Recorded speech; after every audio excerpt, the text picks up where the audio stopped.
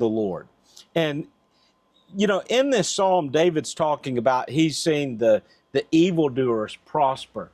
He's asking the question, which we later see even asked later in the Psalms too, why do the wicked prosper? And a thing that I've recently been addressing, because it's easy for people to look around, whether here in Brazil or even in the U.S., and say, the wicked people seem to be doing better than me. And yet, when you think of it in this term, the wicked of this world, those who are not believers at this time, the earth is as close to heaven as they're ever going to get, unless they surrender their life to God.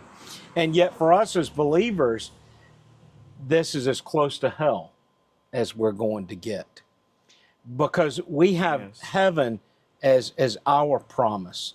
And it's not meaning that God's blessing those who are those who are in wealth and those who are seem prosperous, and he's punishing us. No, it's just that for us, there is an even better promise to come. One preacher put it this way. He said, you might look at two individuals, a poor man who's a Christian but has very little, and yet a wealthy man who is not a believer, and he's sitting down eating this gorgeous steak, and you would look at the food on his plate and you'd think, why is this man benefiting while the poor man is suffering?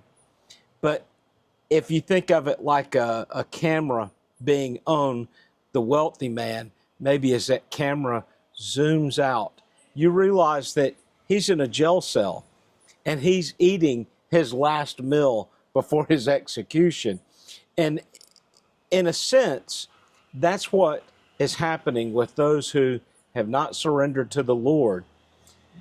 They may seem like they're living this blessed life right now, but they're in a prison cell and they're all awaiting their execution, which is hell. And I don't glory in that. That's why we need to get out and share the Word of God so much more. You know, this is a difficult place to live in, isn't it? And living in the favelas, even last night there was gunshots here, and that's a pretty regular thing. Yeah, happens. And you grow used to it. The police aren't even allowed in this community, and when the police do come into this community, it pretty much shuts down the whole community. Very dangerous. It's very dangerous. So I say that to say it would be easy for a Christian here to say, why do we live in this danger while other believers live in safety and security? But I think the believers who live in safety and security should ask, why am I blessed with safety and security while there are other Christians who are suffering? And that's really the way that it should be looked at. You know, it's a blessing to have that peace and security. And yet, sometimes that can make your faith grow weaker because you're not trusting in the Lord because you feel like you have everything already. You know, I would encourage you today to just take Psalm 37 and read over it and see what the Lord is saying to you in it. It's a very encouraging psalm. So much more here than I could cover in 10 minutes time.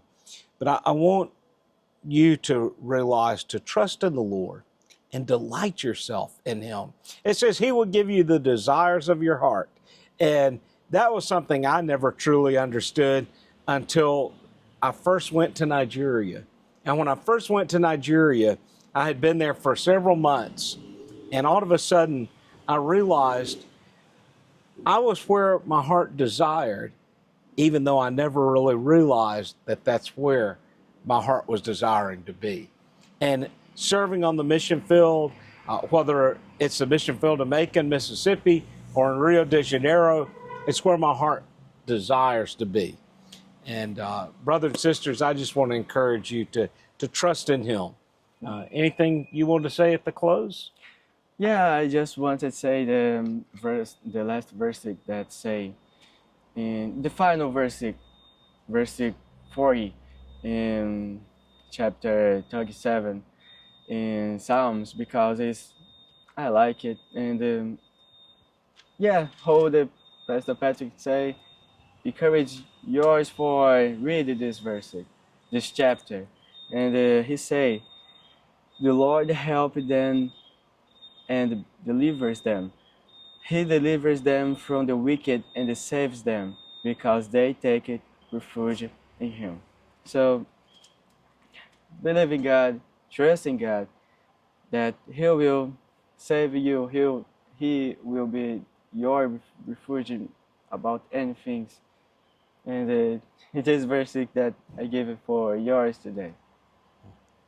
Well, brothers and sisters, I hope you're doing well, and I will see many of you soon physically, and I look forward to the return trip, but I'll also miss being here as well. So I hope your day's going well, and till next week, God bless. God bless.